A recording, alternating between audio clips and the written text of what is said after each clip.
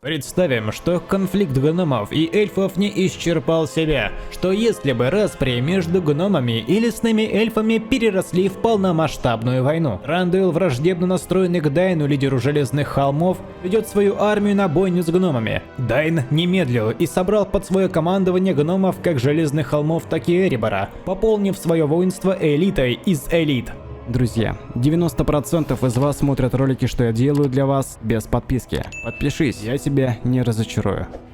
2000 копейщиков гвардии Железных холмов, 2000 ударной пехоты гвардии Барук, 2000 ветеранов Эретмитрина, 3000 тяжелой пехоты Эребора, закованных в тяжелейшую экипировку, 3000 лучников гномов Красных скал и 1000 самих хранителей гробниц в золотых доспехах и около 15 катапульт. Армия численностью 13 тысяч элитных гномов схлестнется с воинством лесных эльфов численностью 15 тысяч. Из них 10 тысяч мечников и копейщиков Лихолесья, 4000 лучников, способных также сражаться и в ближнем бою, не уступая прочим эльфийским воинам, из которых 2000 рейнджеров и 2000 позолоченных стражников Ласгалена и целая 1000 элитных гвардейцев самого Трандуила. Ну и сам Трандуил, лидер эльфов, в свите которого находилось 150 всадников, прошедших не одну битву плечом к плечу со своим повелителем. Ненависть и месть поселилась в войнах обеих сторон. Жадность обоих из повелителей привела к жестокой войне и продолжающимся битвам на землях Раваниона. Гномы укрепились на холме. Дайну незачем было идти прямиком на марширующих к армии гномов эльфам, так как у него в резерве стояли катапульты, что своим обстрелом вынудят эльфов ускориться и завязать ближний бой на условиях Дайна. Трандуил был самоуверен, и его армия продолжала идти, не ускоряя марша даже под обстрелом катапульт.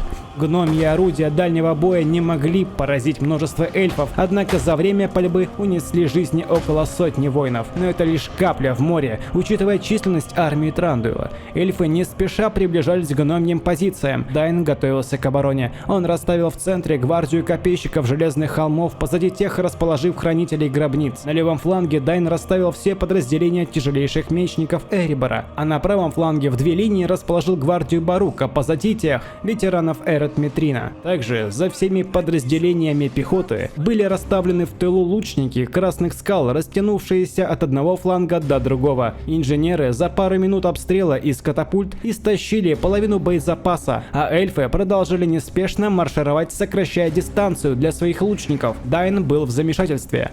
Тогда он приказал ускориться инженерам и обрушить еще больше шквал снарядов на головы марширующих эльфов. Пламенные валуны посыпались градом на эльфийские подразделения. Один из снарядов даже случайно не задел элитную кавалерию Трандуила. Тогда-то терпение у эльфийского короля подошло к концу. Он бросил всю свою армию на гномьи позиции. Трандуил надеялся связать боем сразу всю армию гномов, и у него это удается. Эльфийская армия устремилась к готовым к обороне гномам. Мечники и копейщики Трандуила быстро сократили дистанцию. Дайн немедля командует отрядом по флангам пойти навстречу эльфийским воинам и вдарить по самое не хочу. Гномы по обеим флангам, выстроившись в атакующую стойку, влетели в эльфийские ряды, что уже неслись к гномам на всех парах. Тем временем в центре гномьих позиций Трандуил направил свою гвардию. Воины с алебардами в зеленых облачениях, выстроившись в фалангу, заняли свои позиции и медленно приближались к стене щитов гвардии Дайна. Лучники, как гномов, так и эльфов, заливали друг друга, что есть боезапасу. Ливни стрел грохотом осыпали абсолютно все формации, что уже вели свой ближний бой. Под удар попали абсолютно все, как гномы, так и эльфы. Левый фланг гномов был чрезвычайно крепок. Эльфы, несмотря на свое искусное владение клинком, не могли пробить тяжелейшую экипировку воинов Эребора. Клинки скользили по поверхности лад и не наносили тем серьезных увечий. Однако и гномы, что под прессом своих доспехов, не могли эффективно действовать против маневренных, легко экипированных эльфийских воинов. На другом фланге, где была ударная пехота гвардии Барука и Эретмитрина, гномы сметали эльфов, их молоты и секиры устроили самую настоящую мясорубку, расчлененка, не иначе. Летели головы и прочие конечности. Но и эльфам, в отличие от ближнего боя на другом фланге, было куда проще, так как здешние гномы не обладали такой же тяжелой экипировкой. На равных сражались воины обеих сторон. В центре гвардия Трандуила наконец завязала свой бой с гвардией Железных холмов. Дайн выводит в бой свои элитные подразделения хранителей гробниц. Трандуил также наращивает численность армии в центре, перебрасывая к своей гвардии мечников и копейщиков Лихолесья.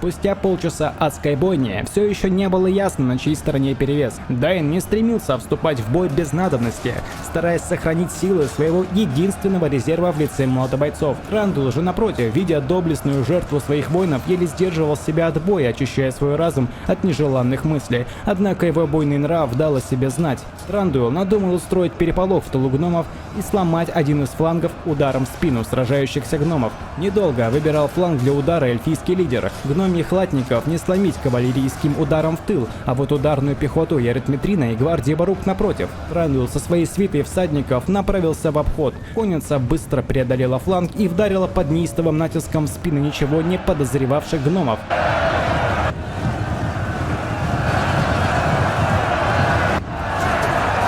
Удар был такой силы, что около 200 гномов, стоящих в последних рядах подразделения, просто разлетелись в разные стороны, и лишь некоторые из них нашли в себе силы вновь встать.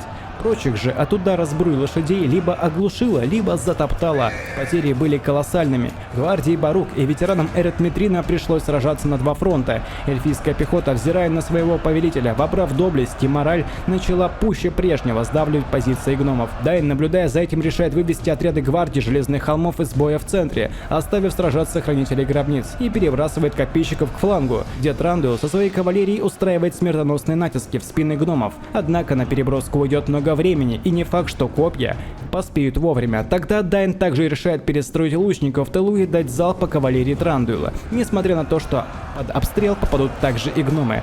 Однако доспехи гномии выдержат залпы лучников, а вот лошади эльфийские, что защищены сбруями, были лишь с одной стороны, нет.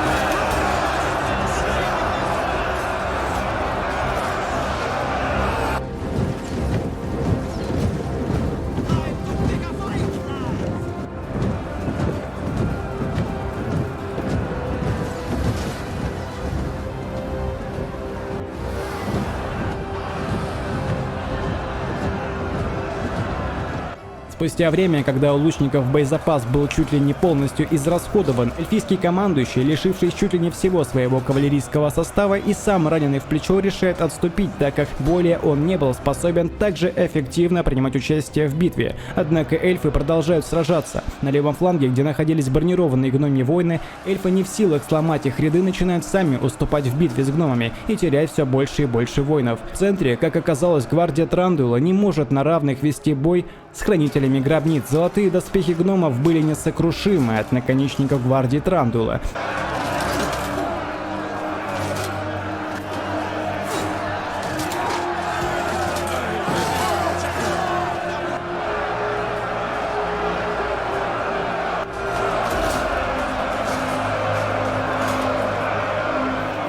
На правом фланге копейщики наконец вступают в бой, придя на подмогу все еще еле сражающимся гномам, коих осталось не более 1/3. Эльфы, утратив свою выносливость и прежнюю доблесть, начинают отступать. Гномы теснят эльфийские подразделения абсолютно на всех позициях. Трандуил, не желая терять всю армию и надеясь спасти хотя бы часть своего воинства, дает добро сражающимся эльфийским воинам на отступление. Дайн не стал вести погоню и отпустил бедствующих поражение эльфов. Эльфы утратили чуть больше половины своей армии. Гномы же потеряли почти всю ударную пехоту, половину тяжело экипированных воинов на правом фланге, а вот из хранителей гробниц погибло около 30, коих в начале битвы было 1000. Гномы несокрушимы, однако лишь до поры до времени. Ждем сабмоды и обновления на Rise of Mordor. Друзья, не забывайте подписываться, ставить лайк, писать комментарий, и как только будет 1000 лайков и 200 комментариев, выйдет новый ролик. На этом все, вы лучшие и до скорого.